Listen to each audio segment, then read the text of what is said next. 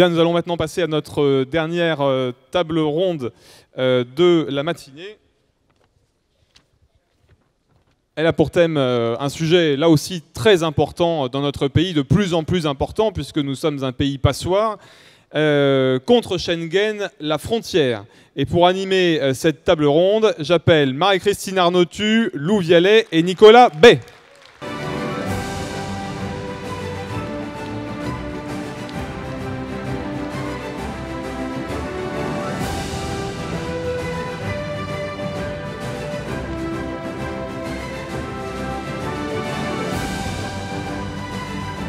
Nicolas Bay va nous rejoindre. C'est vrai qu'il y a des réunions du comité central, du bureau politique. Sans doute, il va nous rejoindre. Mais je ne doute pas que tu sauras suppléer sans problème, car tu connais bien le sujet également. Marie-Christine Arnautu, donc députée au Parlement européen. Conseillère municipale de la ville de Nice et vice-présidente du Front National chargé des affaires sociales. Et je vous présente également Lou Vialet, donc, qui est délégué du Rassemblement Bleu Marine, ancien conseiller de Georges Sarr, qui était conseiller de Paris et adjoint à la sécurité. On peut l'applaudir également. Et je laisse la parole à Marie-Christine Arnautu. Merci Julien, merci mes chers amis.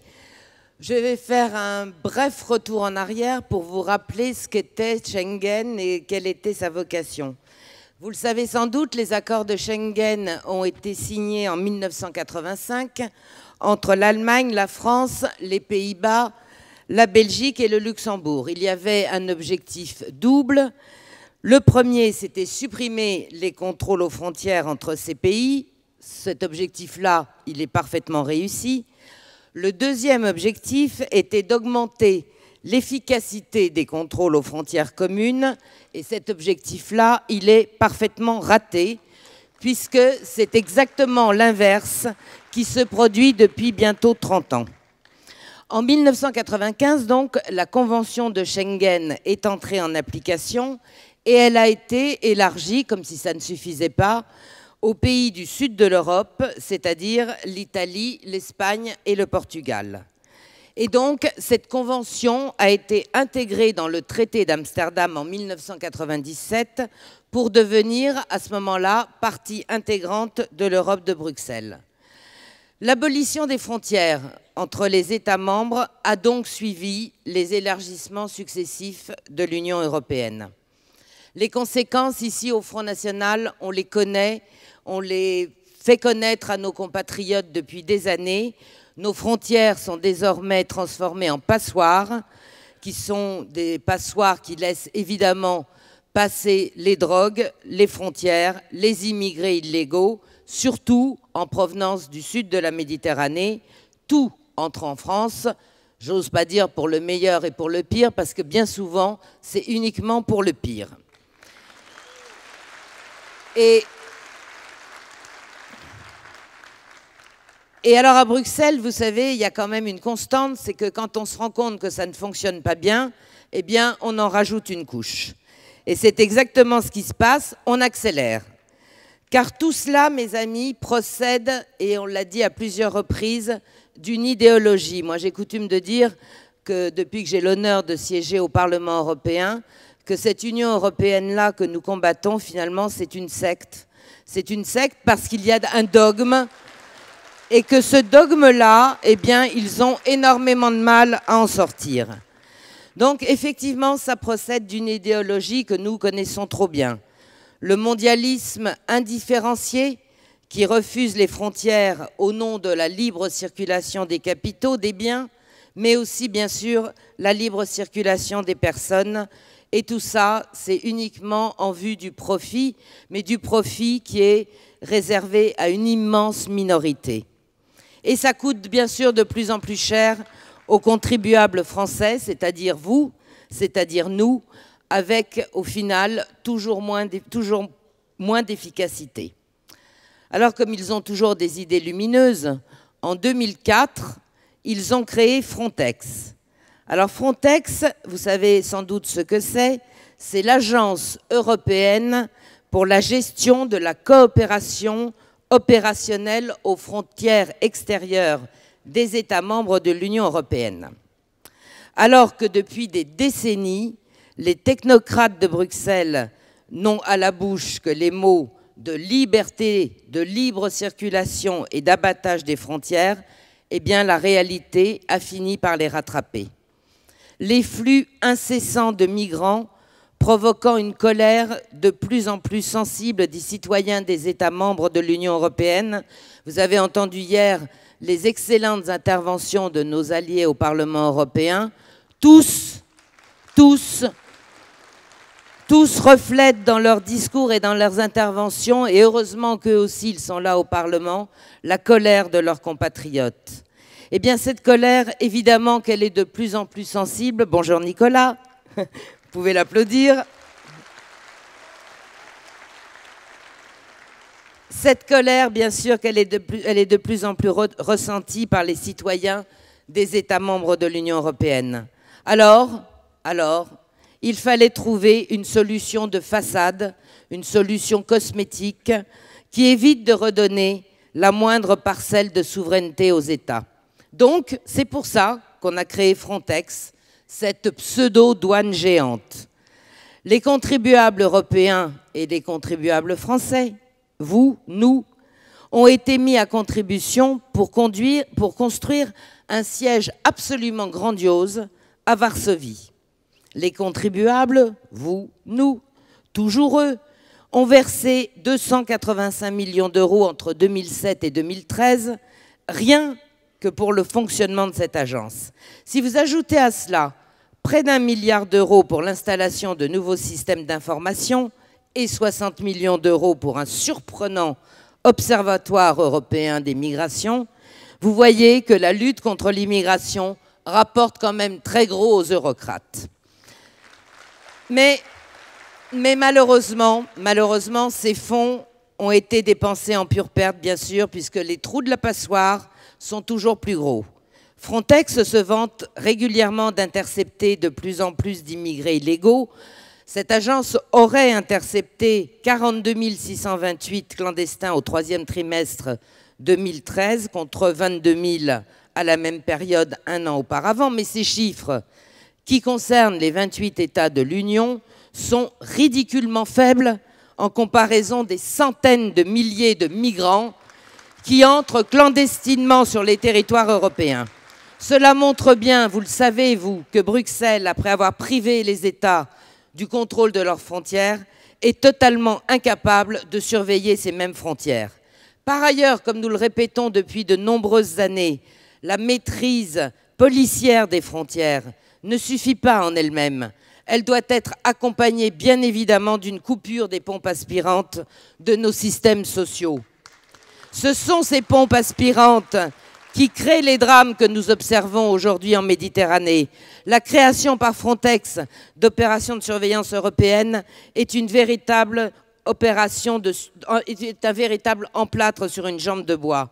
Non seulement elles sont inefficaces, puisque les migrants continuent d'affluer de plus en plus, notamment à Lampedusa, bien sûr, mais elles sont absurdes, puisqu'elles s'attaquent aux conséquences, tout en conservant les causes. Et en cela, nous avons ici, bien sûr, un spécialiste, Nicolas Bay, qui va nous en donner quelques exemples.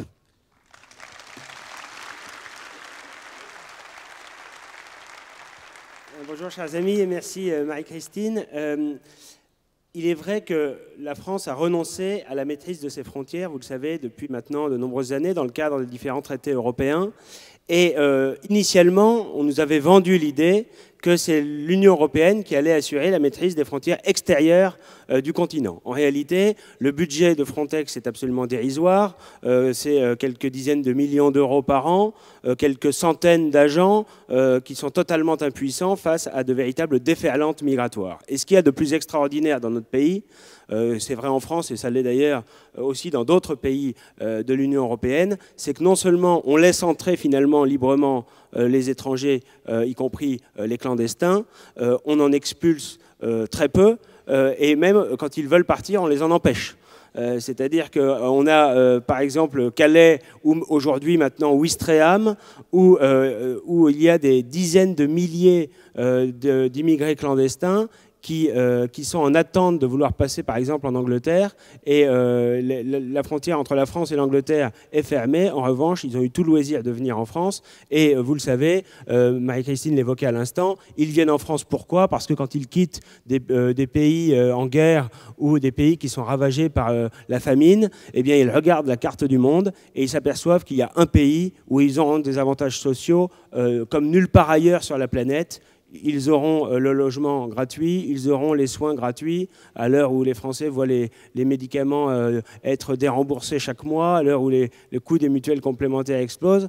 Ils auront également des possibilités, ils le savent, d'être régularisés lorsqu'ils sont clandestins et d'être naturalisés ensuite dans un deuxième temps sans faire aucun effort d'assimilation. Et donc pour toutes ces raisons, ils viennent évidemment en France et alors après, il y a deux cas de figure. Il y a ceux qui viennent avec un visa. Il faut quand même être conscient que l'essentiel de l'immigration aujourd'hui clandestine vient initialement avec un visa. C'est-à-dire qu'il y a un laxisme total en matière d'octroi de ces visas. Ils arrivent en France par avion, par Airbus, et ensuite, à l'expiration de leur visa touristique ou de visite de famille, au bout de 3 mois, eh bien, ils oublient de repartir. Ils se transforment à ce moment-là, évidemment, en étrangers illégaux, en étrangers clandestins, mais ils ont déjà eu la possibilité de s'organiser sur place. Et ensuite, on le sait très bien, et ils le savent très bien, il y a un nombre marginal d'expulsions, qu'on appelle d'ailleurs pudiquement dans l'administration des éloignements par rapport au nombre de ces étrangers qui sont entrés sur le territoire national. Et puis il y a, c'est vrai, une immigration clandestine qui arrive sur les rives de la Méditerranée. Et aujourd'hui, on nous explique qu'il faut évidemment tout faire pour les accueillir et éviter qu'il y ait des morts en Méditerranée, sauf que la méthode utilisée est la mauvaise. Parce que c'est vrai que c'est inacceptable, comme le disait le pape François devant l'hémicycle du Parlement européen il y a quelques jours, que la Méditerranée se transforme en cimetière. Mais le seul moyen efficace d'éviter cette dérive et ces morts, c'est évidemment la fermeté. Et à cet égard, il faut faire le bilan des opérations qui ont été mises en œuvre par Frontex au cours des dernières années, c'est-à-dire l'opération Mare Nostrum et maintenant ce qui remplace Mare Nostrum, c'est l'opération Triton, qui consiste finalement à déployer des moyens sur les rives de la Méditerranée pour récupérer ceux qui sont en perdition, éviter qu'ils ne meurent dans des conditions dramatiques, et ensuite ils arrivent sur le territoire, dans les pays européens, en Espagne, en France, en Italie, et là on sait très bien que beaucoup d'entre eux ne seront jamais expulsés. La méthode, pourtant, elle existe, et elle a été d'ailleurs brillamment mise en œuvre en Australie, où face à cette immigration clandestine dont l'Australie était victime, eh bien, ils ont mis en place une politique de fermeté absolue, d'immigration zéro, de tolérance zéro, avec une communication avec des campagnes de communication dans les pays principaux d'émigration, en faisant passer un message très clair.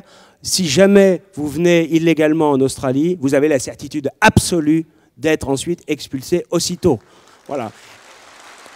Et c'est évidemment ce message de fermeté qui a un effet réellement dissuasif sur ces candidats à l'immigration, qui sont évidemment des pauvres gens.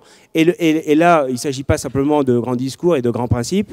Les résultats en 2013 sont absolument spectaculaires. Avec Mare Nostrum et Triton, on a eu plus de 300 morts en Méditerranée. En Australie, 0.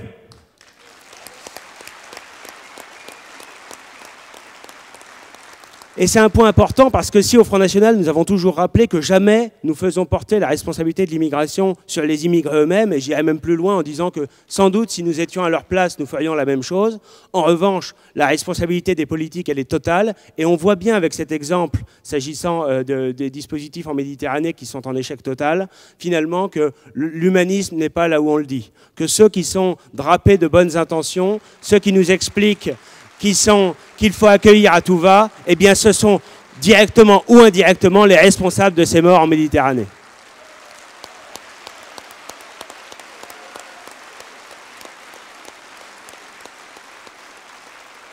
Voilà, chers amis, je ne veux pas occuper, comme je sais qu'on a un temps réduit pour cette table ronde, je vais passer la parole à l'orateur suivant.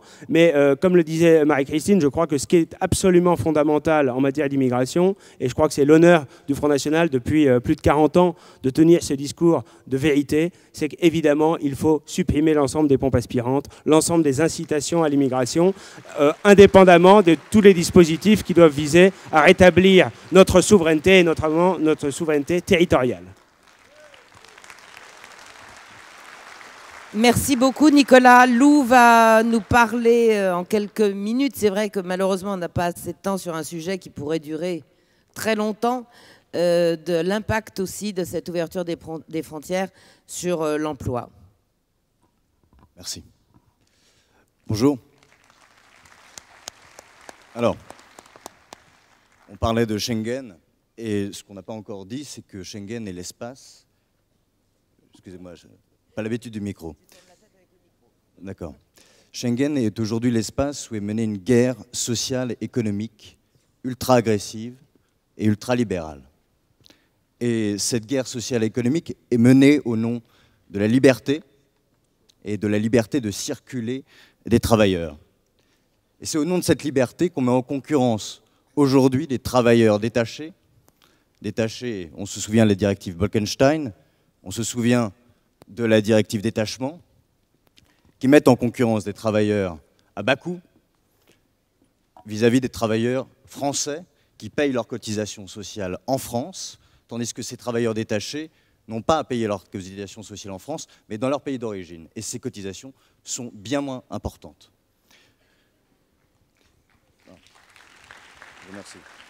Aujourd'hui, on chiffre environ à 500 000 ces travailleurs détachés en France. Comment comprendre ce chiffre au regard notamment des 8 000 chômeurs par mois qu'il existe dans le secteur du BTP, qui est frappé par ces travailleurs détachés qui viennent concurrencer les travailleurs français qui sont poussés ensuite au chômage chaque mois. Comment comprendre Schengen ? Comment comprendre son ultralibéralisme lorsqu'aujourd'hui, des rapports sénatoriaux nous montrent qu'employer un travailleur polonais, dans le BTP notamment, engendre une économie de 30% par rapport à un salarié français. 30%. C'est le prix qu'il y a à payer. Excusez-moi, c'est le prix qu'on paye. Non, c'est pas le prix, excusez-moi, je me perds un peu. Mais tout simplement, ce que je veux dire par là, c'est que le travailleur polonais, si on l'emploie dans le secteur du BTP en France et qu'il coûte moins cher que le travailleur français, eh bien le travailleur français, il va au chômage. Et ça, c'est inacceptable.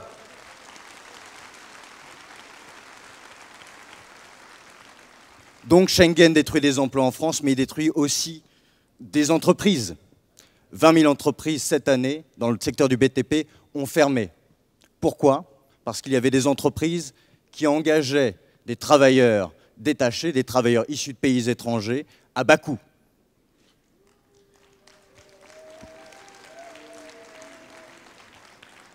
Et tout cela se chiffre. Il se chiffre en termes de protection sociale. Aujourd'hui, selon les institutions favorables, on va dire, à cet espace de Schengen, ce coût pour la protection sociale se chiffrerait à 1 demi-milliard d'euros. C'est le prix de Schengen pour nous. C'est notre protection sociale qui s'effile, qui s'en va, qui se casse. Eh bien, Schengen, son ultralibéralisme, au nom de la liberté d'entreprendre, au nom de la liberté économique, nous asservit, nous soumet, nous pousse au chômage, ferme nos entreprises et détruit notre protection sociale. Au nom de la liberté, détruisons Schengen. Au nom de la justice sociale, sortons de Schengen.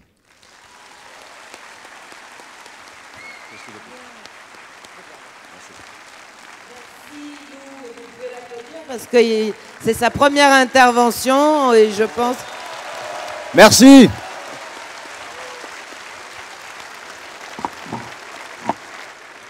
Voilà, merci pour lui.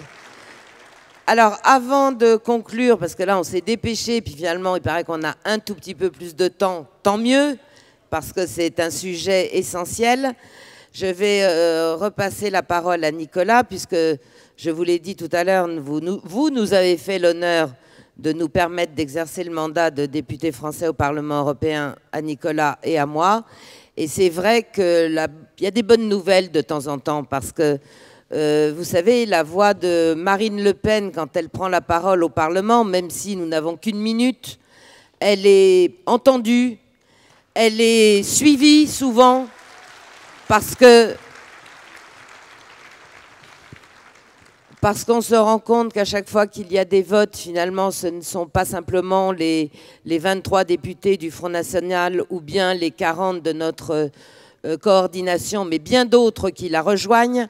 Donc, cette souffrance que vivent les peuples d'Europe, en grande partie parce qu'on les prive de plus en plus de leur identité, de plus en plus de leur souveraineté, eh bien, elle ressort à travers tous nos amis que nous avons au Parlement, tous les gens qui sont dans ces groupes que vous avez entendus hier et qui combattent, eux, vraiment, et c'est toute la différence avec les autres, par conviction. Nous ne sommes pas dans le dogme, nous ne sommes pas dans l'idéologie, nous sommes avec ce combat que nous avons dans notre cœur pour notre pays. Et c'est vrai, Nicolas a eu raison d'ailleurs de parler et d'évoquer tout à l'heure l'intervention de Sa Sainteté le pape François, parce que c'est vrai que pour ceux qui ont bien voulu entendre ce discours, il y avait un rappel aussi dans son intervention, un rappel au bon sens, un rappel à sauver les peuples d'Europe, et c'était quand même très réconfortant.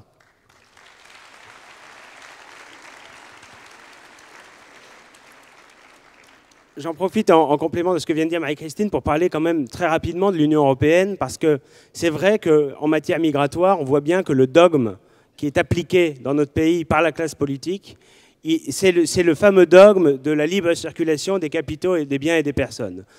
Notre classe politique est totalement soumise au grand dogme de Bruxelles, animé par la logique mondialiste ultralibérale. Et il y a deux dogmes, le dogme de la libre circulation et le dogme de la fameuse concurrence libre et non faussée. Et ces deux dogmes résument l'essentiel des politiques néfastes qui sont menées, de leurs conséquences dramatiques pour les peuples d'Europe et notamment pour celui qui nous intéresse le plus, c'est-à-dire le peuple de France. C'est ce qui interdit le protectionnisme.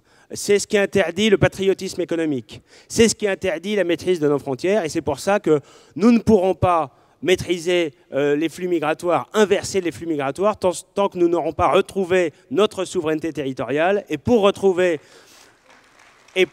notre souveraineté territoriale, il faut évidemment dénoncer les traités européens, c'est-à-dire principalement le traité de Lisbonne, qui est la synthèse des traités précédents, et les accords de Schengen, qui justement organisent cette libre circulation. Puisque nous avons, chers amis, quelques minutes supplémentaires, et puisque nous avons évoqué la question des frontières et la question de la nécessité de maîtriser nos frontières, on peut parler aussi quelques instants des conséquences de cette immigration massive. Honneur au Front National, honneur à Jean-Marie Le Pen dès les années 70 d'avoir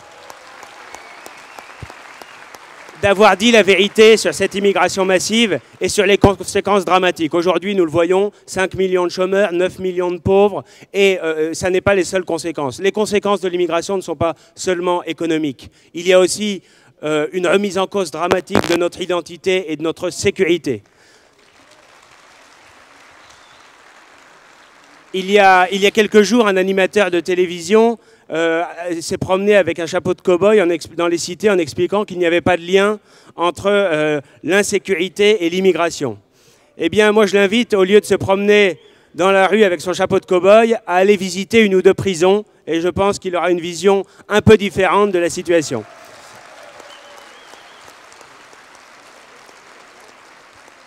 Parmi les conséquences les plus graves de l'immigration, nous avons bien sûr, et Marine Le Pen l'a dénoncé de nombreuses fois, le communautarisme, c'est-à-dire le développement de revendications politico-religieuses, de revendications d'un islamisme radical qui s'est développé en France. Et là aussi, il faut se souvenir que ça n'est pas seulement le laxisme de l'actuel gouvernement qui est en cause, c'est bien sûr l'action néfaste de Nicolas Sarkozy qui a institué qui a installé l'islam radical au cœur de la République par la création du Conseil français du culte musulman, en donnant les pleins pouvoirs au sein du CFCM à l'UOIF, qui est une organisation islamiste radicale et que même les Émirats arabes unis ont placé sur la liste des organisations terroristes.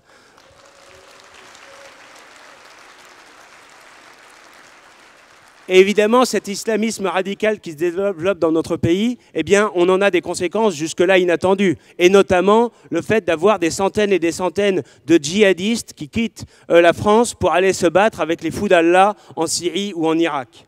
Eh bien, ça aussi, c'est la conséquence, bien sûr, l'une des conséquences nombreuses de cette immigration massive. Et là encore, le laxisme du gouvernement est total à ce phénomène absolument dramatique qui nécessite, bien sûr, des mesures d'une fermeté exemplaire. Eh bien, M. Cazeneuve, c'est-à-dire le ministre de l'Intérieur, nous explique qu'il va mettre en place un numéro vert. Un numéro vert, précise-t-il, pour les dissuader de partir. Mais nous voulons surtout les dissuader de revenir.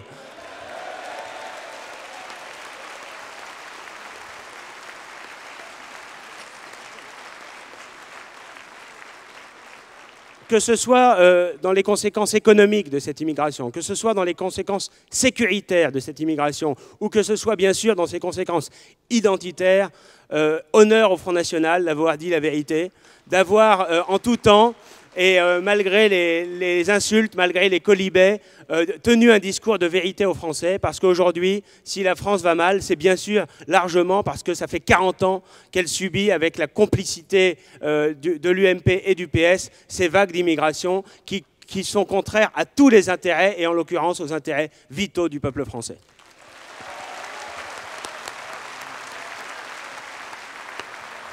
Merci. Merci beaucoup, Nicolas. Et c'est vrai, Nicolas a raison, et je dirais que moi j'ai le même à la maison, à Nice, puisque Christian Estrosi aussi nous a mis un... Oui, merci. Allez, allez, vous pouvez y aller. Vous savez pas comment vous me faites plaisir, là. Donc, Christian Estrosi aussi a mis un numéro vert propre à Nice, qui est une cellule d'écoute. Je ne sais pas bien ce qu'il écoute, lui. Mais donc, il a mis en place une cellule d'écoute, alors que Nice et la Côte d'Azur sont, vous le savez, mes amis, un terreau de recrutement de djihadistes. Alors, les tenants du système UMPS se sont enfin rendus compte, parce que parfois, c'est un peu du mal à monter au cerveau, que les Français en avaient marre. Peut-être, hein, c'est juste une suggestion, peut-être que les succès du Front National aux dernières élections municipales et le triomphe de Marine Le Pen et du Front National au moment des européennes et notre arrivée au Sénat, puisque c'était la dernière assemblée qui nous résistait, peut-être que ça les a un petit peu effrayés. Alors, quand ils sentent le vent du boulet, vous savez, ils se lancent vite dans la course aux promesses. En mai, c'est Sarkozy qui appelait à un nouveau Schengen, dont la principale différence, alors c'était un peu compliqué, serait que les États membres de l'Union européenne ne pourraient y adhérer que s'ils sont d'accord avec la politique d'immigration décidée par Bruxelles. C'est ce qui s'appelle un peu tourner en rond, en restant, en ne devenant pas vulgaire. Bon. Depuis, évidemment, chacun y va de ses promesses. Le dernier en date est ce pauvre François Fillon, qui cherche désespérément à rattraper ses frères ennemis de l'UMP. Il est allé quand même très loin pour quelqu'un de l'UMP, hein, puisqu'il a estimé que le nombre d'immigrés légaux doit être beaucoup plus faible que les 200 000 actuels. Il doit avoir l'impression de faire preuve d'un immense courage quand même en nous disant ça. Mais sa sortie ne manque pas de surprendre, puisque quand même, souvenez-vous, François Fillon fut Premier ministre de la France pendant 5 ans, et que c'est pendant ces 5 ans que le nombre de 200 000 entrées officielles fut atteint.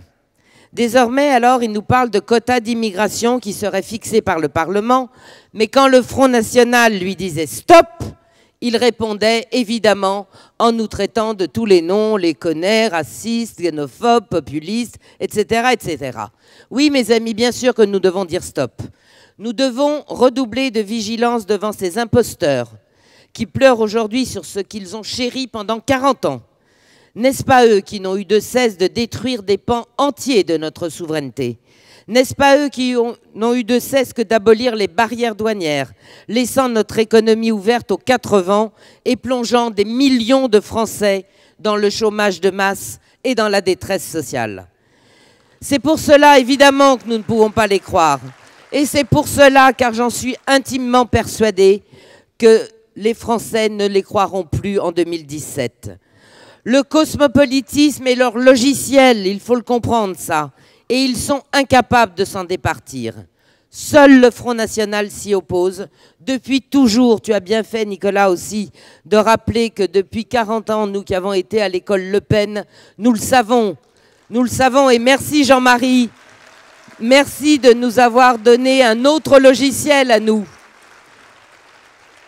Un logiciel qui nous permet de garder notre libre arbitre en toutes circonstances. C'est vrai, mais ayez confiance parce que cette fois-ci, vraiment, tous les clignotants sont au vert et ouverts d'ailleurs. La route ne sera pas facile, parce qu'ils ne perdront pas comme ça facilement leur gâteau, mais en 2017, la France retrouvera sa souveraineté perdue, notamment dans le contrôle des frontières. Merci beaucoup.